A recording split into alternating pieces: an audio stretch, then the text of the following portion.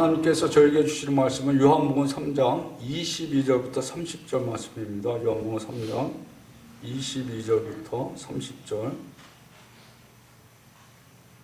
다 같이 하나님 말씀 교독하시고 이어서 우리 주성원 전도사님 특성해 주시고 또 바로 이어서 이 박석진 목사님 나오셔서 하나님 말씀 전해 주시겠습니다. 그 후에 예수께서 제자들과 유대 땅으로 가서 거기 함께 유하시며 세례를 베푸시더라.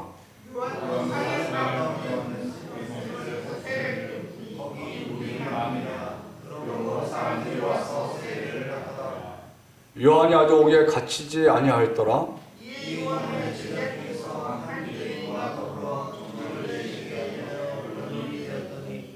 그들이 요한에게 가서 이르되 랍비여 선생님과 함께 요단강 저편에 있던 곧 선생님이 증언하시던 이가 세례를 베풀매 사람이 다 그에게로 가더이다.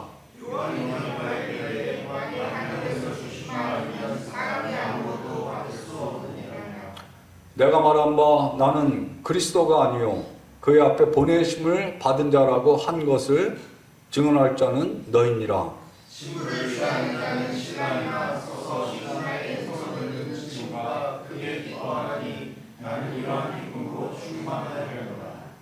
그는 흥하여 하겠고 나는 새하여 하리라 하니라. 아멘.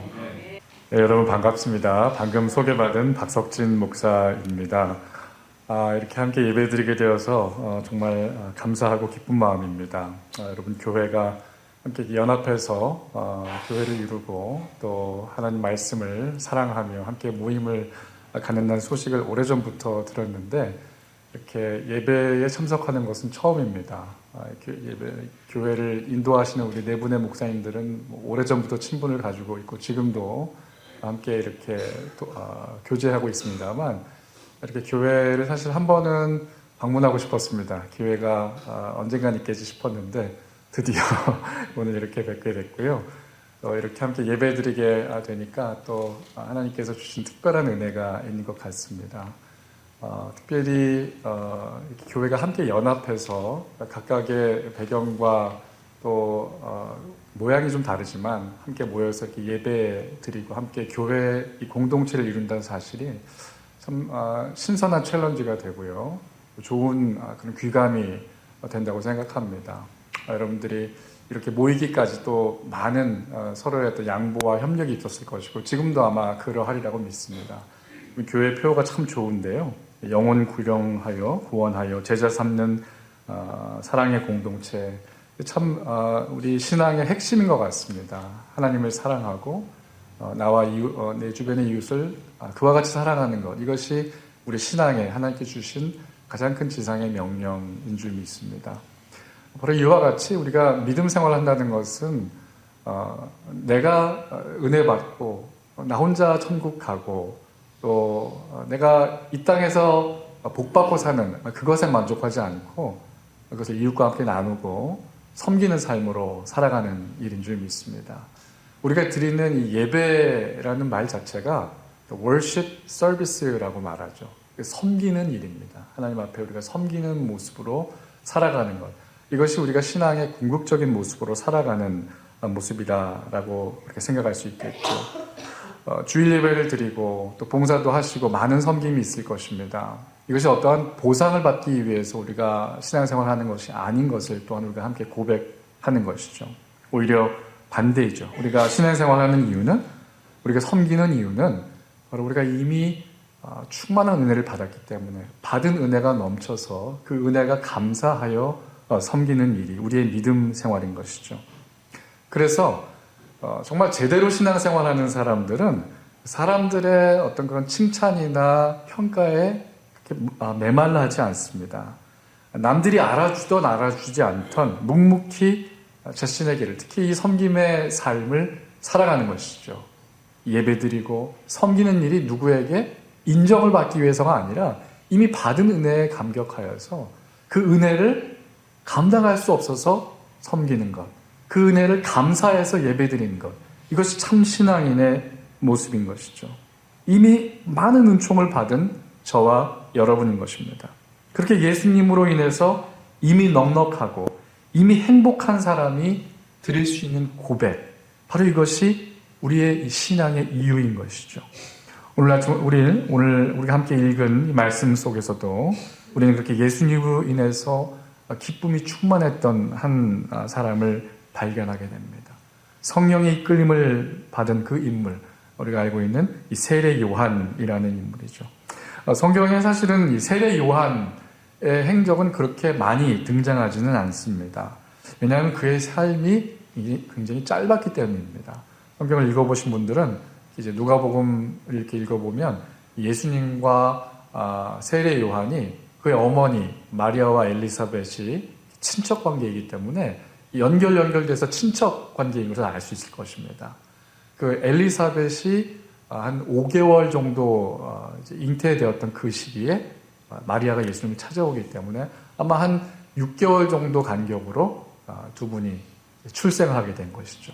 그리고 예수님이 공생을 시작하는 그 즈음이 우리가 한 30살 정도 보기 때문에 그때에 세례 요한이 목베임을 당해서 생명을 잃게 되죠. 그러니까 그의 삶이 한 30 정도 되었던 것으로 생각할 수 있습니다.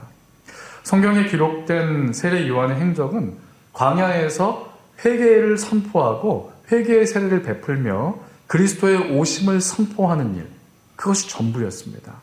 그러다가 이 헤롯에게 의해서 더 정확하게는 헤로디아의 미움을 받아서 그가 목베임을 당해서 죽게 되죠. 정말 짧은 생이었지만 불꽃과 같은 삶을 살아갔던 인물이었습니다. 그럼에도 불구하고 예수님께서 세례 요한에 대한 평가는 정말 위대합니다. 마태복음 11장 11절을 보면 예수님이 세례 요한에 대해서 이렇게 말씀합니다. 여자가 낳은 사람 중에서 이보다 더 큰 인물이 없다. 세례자 요한보다 더 큰 인물이 나온 적이 없었다라고 말씀합니다. 요한복음 1장을 보면 세례 요한의 명성이 그 당대 자자해지기 시작하니까 예루살렘에서 종교 지도자들, 레위인들과 제사장들을 보냈습니다. 그래서 그가 누구인지 알아보게 한 거예요. 이렇게 물었습니다. 당신 도대체 누굽니까? 당신이 선지자입니까? 당신이 그리스도입니까? 당신이 엘리야입니까? 물어봅니다. 여기에 대한 이 세례 요한의 대답은 한결같이 아닙니다. 나는 그가 아닙니다. 나는 그리스도가 아닙니다. 나는 엘리야가 아닙니다. 나는 선지자도 아닙니다. 그는 이렇게 대답합니다. 요한복음 펼치셨는데요. 1장 27절을 보시면 나는 선지자 이사야의 말과 같이 주의 길을 곧게 하라고 광야에서 외치는 자의 소리다 라고 말합니다. 그리고 나는 그의 신발끈을 풀기에도 감당할 자격이 없는 사람이다 라고 고백하고 있는 것입니다. 여러분, 이것을 다른 말로 말하면 오늘 말씀 제목과 같이 나는 아무것도 아닌 사람입니다. 나는 무명한 사람입니다 라는 고백입니다. 오늘 우리가 예배드리면서 찬양 드렸던 것 같이 주님, 나는 아무것도 아닙니다. 주님이 아니면 나는 아무런 존재의 이유가 없는 사람입니다. 오직 그리스도만이 내 삶의 전부이십니다라는 고백인 것이죠. 놀라운 신앙의 고백이 아닐 수가 없습니다. 나는 아무것도 아닙니다. 오직 그분만이 그리스도이십니다. 오직 그분이 나의 그리스도이십니다. 이 고백 속에 주님으로 인한 은총이 충만한 사람입니다. 나는 하나님의 은혜 가운데 그리스도로 인한 은혜가 충만한 사람입니다라는 고백이 담겨 있기 때문입니다. 세례 요한의 이 놀라운 고백 속에서 우리가 몇 가지 특징들을 함께 살피며 은혜를 나누고자 합니다. 세 가지로 살펴볼 텐데요. 첫 번째로 기쁨, 두 번째로 자유함, 세 번째로 담대함입니다. 그리스도가 전부입니다. 동시에 나는 아무것도 아니라는 고백하는 이 신앙인의 고백 가운데는 기쁨과 자유함과 담대함이 있다는 것이죠. 하나씩 살펴보겠습니다. 첫 번째, 기쁨입니다. 세례 요한은 기쁨의 사람이었습니다. 오늘 본문 말씀의 26절을 보게 되면 세례 요한의 제자들이 예수님의 그 명성이 점점점 높아지기 시작하니까 자신들의 스승인 세례 요한의 입지가 좁아지는 그런 위기감을 느꼈던 것 같습니다. 그래서 자신의 미래도 좀 불투명하지 않을까라는 그런 마음에 두려움을 가졌던 것 같습니다. 그런데 세례 요한 자신은 스스로 이러한 사람들의 평가나 어떤 그런 목소리에 전전긍긍하거나 위기감을 가지고 있는 것 같지 않습니다. 오히려 그는 그리스도께서 이 세상에 드러나는 것이 마땅하다라고, 그리고 그것에 대해서 너무나 기뻐한다라는 그러한 고백을 하고 있습니다. 오늘 29절 말씀, 본문 말씀 한번 살펴볼까요? 같이 보시면 한번 읽어보겠습니다. 신부를 취하는 자는 신랑이나 서서 신랑의 음성을 듣는 친구가 크게 기뻐하나니 나는 이러한 기쁨으로 충만하였노라. 이렇게 되어 있습니다. 여러분, 친구 자녀가 결혼을 하면은 솔직히 어떤 생각이 드십니까? 좀 솔직하실 필요가 있습니다. 내가 전에 했던 부조가 얼마였더라 생각하면서 부조를 챙겨야 되는 그러한 이제 부담이 막 생기기 시작하죠. 근데 정말 가까운 친구, 정말 가까운 그런 친구의 자녀라면 아마 같은 마음으로 축하를 할 수 있을 것입니다. 이제 제 조카들이 벌써 이제 결혼을 하고 손주까지 나서 저를 할아버지라고 부르는 그런 일이 생겼습니다. 할아버지라니 믿겨지지가 않습니다. 미국에 있는 제 조카가 이제 제 집 근처에 사는데 곧 이제 결혼을 할 것 같습니다. 약혼을 하고 이제 결혼식을 준비를 하더라고요. 미국에서 결혼하는 거는 거의 한 1년 정도를 준비를 하더라고요. 결혼식 준비 중에 결혼 예식장을 준비하는 일도 중요한데, 결혼식에 함께 올라갈 사람들, 우리가 우리말로 하면 들러리인데, 이제 미국에서는 베스트맨이라고 부르잖아요. 그래서 뭐 이렇게 브라이드그룸, 브라이드메이드 이렇게 해서 옆에 사람들이 이렇게 세워지는데, 그 중에서도 정말 특별한 한 사람들, 이제 신랑 바로 옆에 세워지는 한 사람, 또 신부 옆에 세워지는 한 사람을 말씀드린 베스트맨으로 세우더라고요. 또 여자 신부 쪽으로는 maid of honor 이렇게 말합니다. 이 사람들이 어떤 역할을 하냐? 우리가 흔히 하는 그냥 결혼식 옆에서 이렇게 사진 찍고 부케 받아주는 그 역할이 아니라, 그 중에서 베스트맨은 정말 그 결혼식 전반을 다 책임져서 함께 신랑 신부와 함께 결혼식이 처음부터 끝까지 예식을 주관하고 뱅퀴까지, 그러니까 아주 중요한 역할을 하는 사람이죠. 그래서 보통 이제 형제 자매가 하든지 아니면 정말 그만큼 신뢰가 가는 친구 한 사람을 택한다고 합니다. 그거를 1년 전부터 준비를 하는 거예요. 조카가 하는 걸 보니까 장래 우리 아이들 일이 될 수도 있으니까 그거 지금부터 이렇게 준비하는 모습을 봤습니다. 그러니까 성경에서 이 신랑이라고 말하는 예수 그리스도를 의미하죠. 그러면 신부는 누구일까요?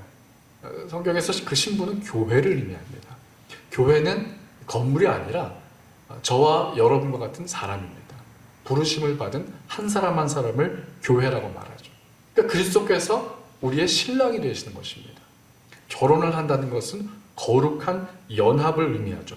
온전히 하나가 되는 것입니다. 창세기에 보면은 인류 최초의 남녀가 하나가 되는 모습을 볼 수 있습니다. 결혼을 하는 것이죠. 창세기 2장 24절에 하나님께서 남자와 여자를 창조하시고 그들을 하나 되게 하시면서 이렇게 말씀하십니다. 이러므로 남자가 부모를 떠나 그의 아내와 합하여 둘이 될지니 한 몸을 이룰지니라 라고 말합니다. 하나가 되는 것입니다. 말씀드렸듯이 교회는 어떤 조직이나 건물이 아닙니다. 교회는 부르심을 받은 사람들입니다. 그렇게 한 사람 한 사람을 부르셔서 그리스도와 하나 되게 하는 것입니다. 그렇게 하나 되어서 한 몸을 이룬 것, 이것이 우리의 교회인 것이죠. 그런 이것이 얼마나 하나님 앞에서는 큰 기쁨이요 잔치자리가 되겠습니까? 누가복음 15장 10절을 보니까 이와 같이 죄인 한 사람이 회개하면 하나님의 사자들 앞에 큰 기쁨이 되느니라 라고 말씀하고 있습니다.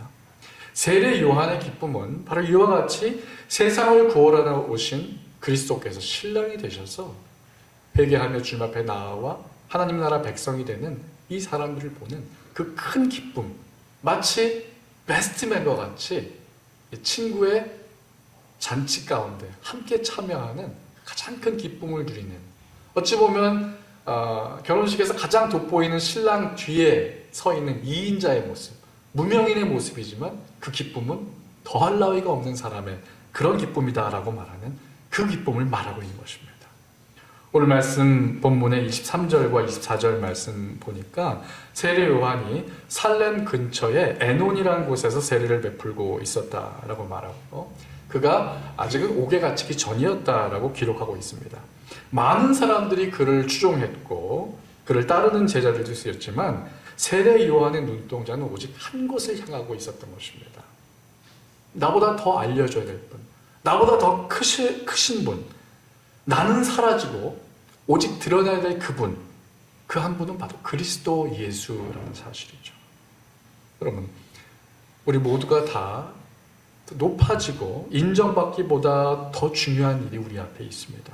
그것은 바로 예수 그리스도가 나보다 더 높아지고 우리 교회보다 더 높아져야 되며 예수 그리스도가 제일 중심인, 예수 그리스도가 제일인 삶으로 살아가는 것입니다. 예수 중심, 예수 제일의 삶을 사는 자에게 주시는 축복이 무엇인가요? 오늘 세례 요한이 가지고 있는 그 친구 옆에 서 있는 그 기쁨, 충만한 기쁨인 것입니다. 하나님의 잔치자리에 잃어버린 영혼들이 돌아오게 되고 또 이 가운데서 실망한 좌절됐던 영혼들이 새로운 기쁨을 얻으며 하나님 앞에 회개하며 새로운 삶을 살아가는 것, 예배 가운데 그러한 일이 일어나고 우리의 가정 가운데서, 가정교회 가운데서 그런 일이 일어날 때 정말로 마음 가운데서 벅찬 기쁨이 일어나는 것, 여러분, 이것이 진정한 그리스도인의 모습이다 라는 것이죠. 유명한 복음조의 선교단체 중에 조이 선교회라는 선교단체가 있습니다. 이름이 독특하죠? 기쁨의 선교회. 그냥 이렇게 생각하면 단순한데 그 이름을 풀었으면 조이, J-O-Y입니다. Jesus first, O, other second, 이웃을 섬기고, Y는 무엇일까요? You, 나 자신이 맨 마지막이라는 것입니다. 예수님 중심, 그리고 세상을 섬기며 내가 맨 마지막이 된 삶, 이것이 우리의 신앙의 이유이고 선교의 목적이며 우리의 기쁨의 근원이다라는 사실입니다. 깊이 생각해 보시기 바랍니다. 지금 내가 바라고 있고 추구하고 있는 기쁨은 과연 주님만을 바라보며 주님이 가장 먼저 된 예수님 제일의, 예수님 중심의 기쁨인가?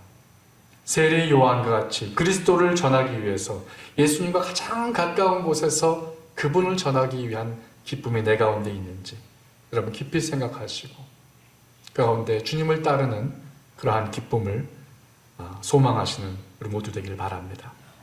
두 번째, 세례 요한은 자유의 사람이었습니다.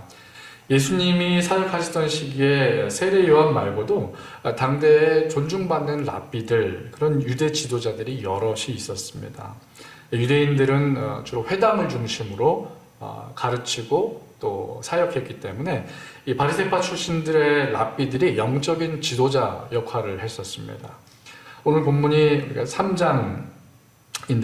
3장 1절을 보게 되면 니고데모라는 유대인이 나오게 됩니다. 바리새인 중에 니고데모라 하는 사람이 있으니 유대인의 지도자라 이렇게 되어 있죠. 여러분, 니고데모 당대에 정말 유능한 사람이었고 알려진 지도자였습니다.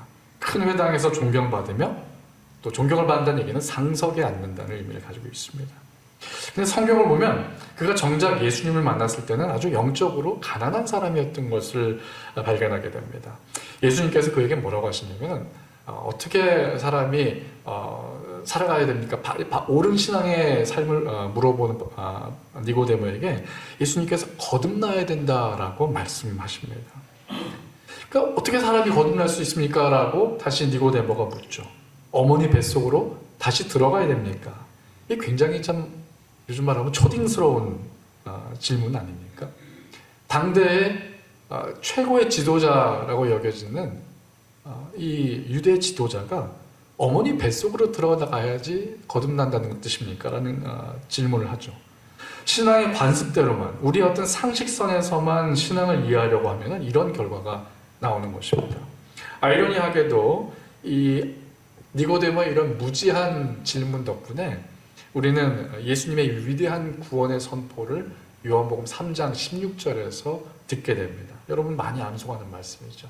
암송해 보실까요? 하나님이 세상을 이처럼 사랑하사 독생자를 주셨으니 이는 저를 믿는 자마다 멸망치 않고 영생을 얻게 하려 하심이니라.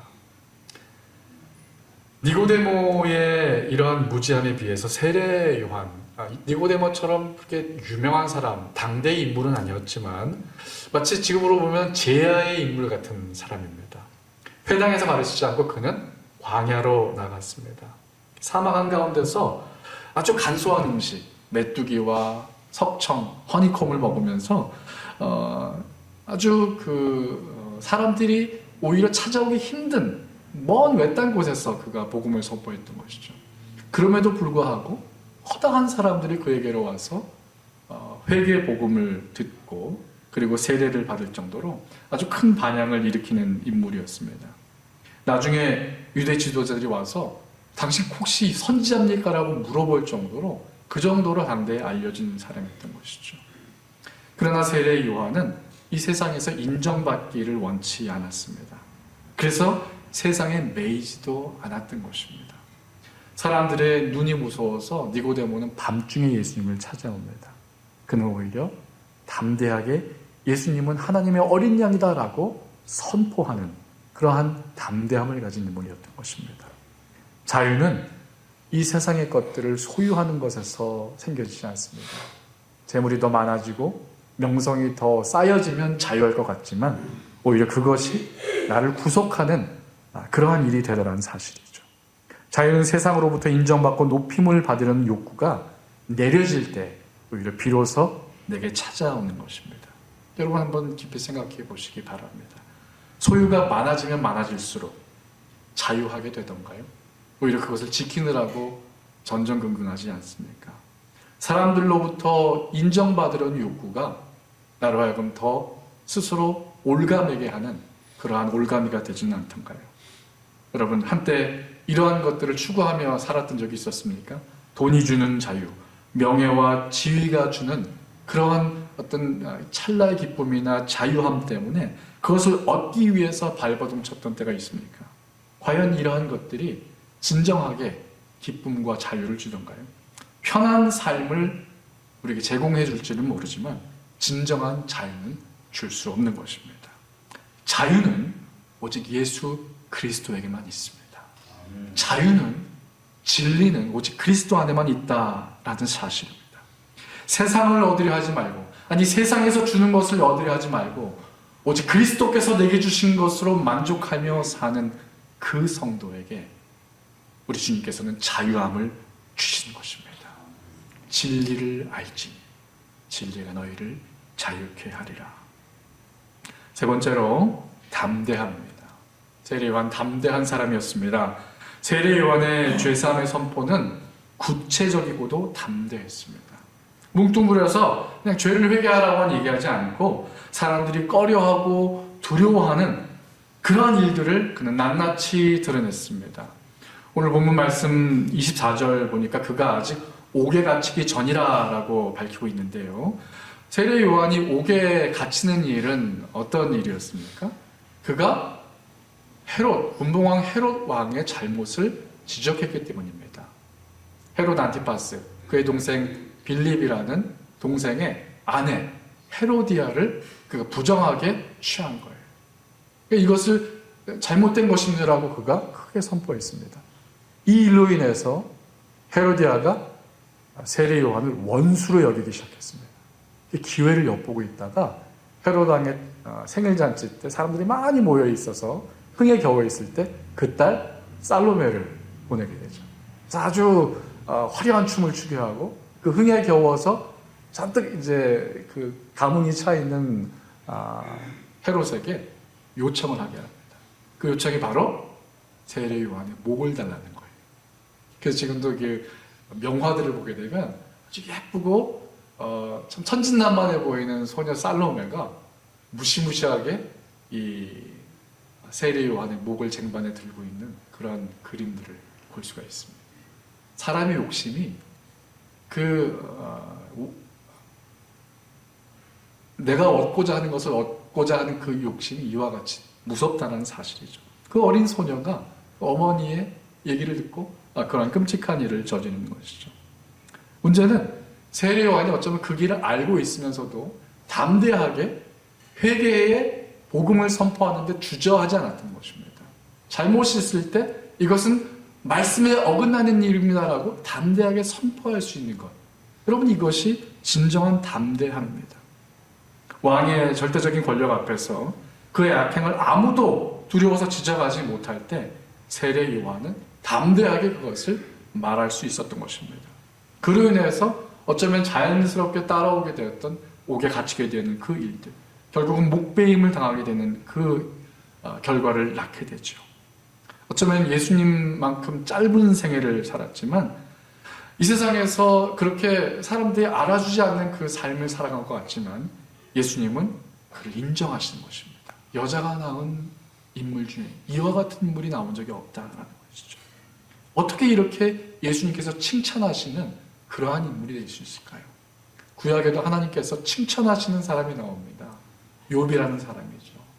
세상을 다 둘러서 보아도 욥과 같은 인물이 없다. 여러분, 누구에게 칭찬받는 삶을 살기를 소원하십니까? 그리스도 예수 앞에 하나님께서 인정하시는 칭찬, 하나님께서 인정하시는 삶을 살기를 소원하시기를 바랍니다. 여러분, 여기에서 우리의 진정한 기쁨과 바로 여기에서 우리의 진정한 자유함과 담대함이 나올 수 있는 것입니다. 여러분, 많이 가지려 할 때 오히려 움츠러들고 비교하게 되고 나는 왜 이거밖에 되지 못하는가 하고 여러분, 작아지는 자신을 보게 되지 않습니까? 그러나 그리스도 안에, 그리스도가 내 안에 있는 그 온전한 나 자신을 발견하게 될 때 나와 같은 사람을 구원하신 그 은총에 감격하며 기뻐하게 되는 것이고요. 그로 인해 더 이상 비교하지 않고 시기하지 않는 자유함 가운데 살게 되는 것이고요. 그 가운데 그리스도께서 말씀하신 그것만을 가지고 살아갈 수 있는 담대함이 우리 삶 가운데 자리하게 되는 것입니다. 바로 그 고백, 세례 요한의 놀라운 고백입니다. 오늘 본문 말씀에 그의 고백, 그는 흥하여야 하겠고 나는 쇠하여야 하리라. 여러분, 이것을 다른 말로 말하면 나는 마땅히 I want to be a nameless person. 나는 마땅히 무명인의 삶을 살고 싶습니다. 내가 이름 없어지는 것, 나는 그것을 오히려 바라고 있습니다라는 고백입니다. 여러분, 우리 신앙의 모든 원인은, 우리 모든 신앙의 이유는 바로 이 고백에서 출발해야만 합니다. 그런 기쁨이 충만했던 이유, 그가 얽매이지 않았던 자유로움, 그가 담대하게 복음을 선포할 수 있던 이유는 바로 한 가지, 그는 흥하여야겠고 나는 쇠하여야 하리라 라는 고백입니다. 예수님이 최고였던 사람, 예수 그리스도가 하나님의 아들이심을 담대하게 선포하고 그가 세상 죄를 지고 가는 어린 양이심을 믿었던 그 담대한 고백 가운데 그는 바로 이러한 고백을 드릴 수 있었던 것이죠. 여러분, 흥한다는 것, 성공하는 것이고 이름이 높아지는 것이고 부자가 되는 것이고 사람들이 그가 죽어서도 이름을 기억하는 그런 사람이 되기를 바라는 것입니다. 쇠한다는 것은 나쁘게 말하면 망한다는 것이고 잃어버린다는 것이고 기도하는 일들이 아직도 이루어지지 않는 것일 수도 있습니다. 여러분, 왜곡된 성공 신드롬에 속지 마시기 바랍니다. 잘 되는 것, 성공한 것만이 간증이 아닙니다. 정말 간증은요, 내가 예수 믿고 여전히 질병을 가지고 있지만 하던 일이 여전히 되지 않지만 나의 속사람이 변하여 내 삶의 길을 바꾸고 그리스도를 바라보며 살아갈 수 있습니다. 여러분, 이것이 진정한 고백입니다. 왜냐하면 여러분, 그리스도를 믿음으로 이미 성공한 삶을 살고 있기 때문입니다. 이미 질병에서 해방되었기 때문이에요. 여러분, 죄에서 해방된 그것보다 더 놀라운 질병의 해결이 어디 있습니까? 어쩌면 나도 알지 못하는 그 중독 가운데, 질병 가운데 이 세상을 마칠 뻔하지 않았어요? 그러나 오늘 예수를 알고 자유를 얻었습니다. 그러면 더 이상 내 몸의 질병 두려운 것이 아닙니다. 담대하시기 바랍니다. 그리스도께서 이미 여러분의 영혼을 치유하셨고 우리의 육신도 치유하실 뿐만 아니라 우리의 영혼을 보장하셨습니다. 지금 이 땅에서 조금 아픈 것 염려하지 마십시오. 하나님 나라에서 눈물도 없고 고통도 없다고 약속하셨습니다. 더 이상 질병이 없습니다. 더 이상 눈물이 없어요. 그것이 주님과 함께 있는 기쁨인 것입니다. 말씀을 마치겠습니다. 여러분, 이 세상의 것, 들불처럼 화려하게 하루를 피고 사라져버리는 것, 여러분 그것을 따르다가 이 세상을 정말 허무하게 살아가시겠습니까? 아니면 오늘 영광스러운 그 복음, 내게 주신 그 은총을 붙들며 오늘 나의 삶이 아직도 치열하게 살아가야 되는, 아직도 어떻게 보면 좀 절뚝거려야 되는 그런 하루하루의 삶이 있지만 온전하신 그리스도를 바라보며 최후 승리를 얻기까지 그 길을 걸어가는 십자가의 길을 택하시겠습니까? 오늘 이 자리에서 함께 예배드리는 저와 여러분 모두 하나님 앞에서 이 고백을 드릴 수 있기를 바랍니다. 우리 모두가 다 유명한 사람, 인정받는 사람, 봉사 열심히 하고 권사님, 집사님 너무 잘해요 라는 그 칭찬에 목말라지 않고 주님 한 분만이면 족합니다. 이 고백으로 살아가며 나는 문명인의 영광을 택하겠습니다 라는 이 고백이 오늘 예배를 드리는 여러분의 심령 가운데 가득하시기를 축복합니다. 기도하겠습니다. 바울은 다음과 같이 고백합니다. 고린도후서 6장 9절로 10절입니다.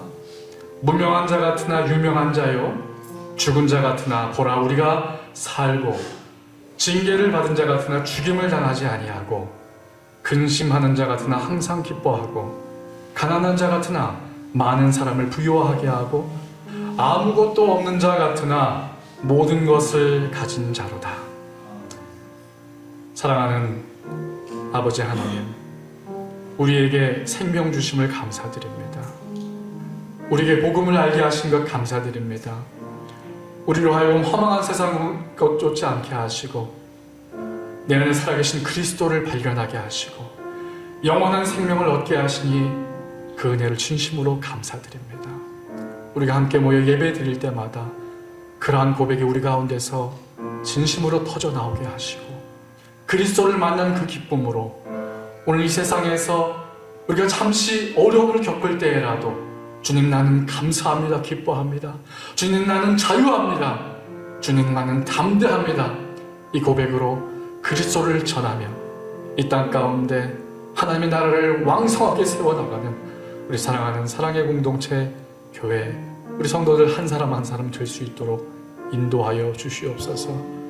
교회가 세상에서 등지고 사람들에게 손가락질을 당할 때 오히려 담대하게 하시고, 이러할 때 오히려 우리 안에 그리스도가 더욱 드러나야 될 때임을 고백하며 무명한 자 같으나 오직 이때에 그리스도의 이름이 더욱 드러나기 위하여 더욱 겸손히 기도하며 더욱 섬기는 삶을 주저하지 않고 나아가는 우리 모두 될 수 있도록 우리를 긍휼히 여겨 주시옵소서. 예수님의 이름으로 기도드립니다.